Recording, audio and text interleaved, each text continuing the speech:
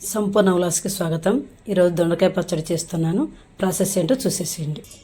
బాండి పెట్టి ఆయిల్ వేసి కడిగి కట్ చేసుకున్న దొండకాయ ముక్కలు, కొన్ని పచ్చిమిరపకాయలు వేసి బాగా మగ్గనియాలి.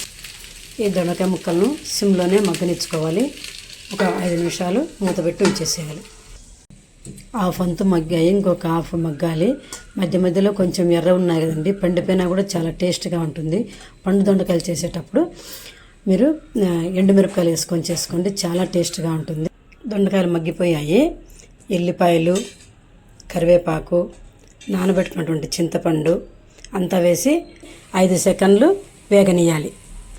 కొంచెము ఉప్పు వేసేసి చల్లారిన తర్వాత మిక్సీలో వేసేసేయటమే.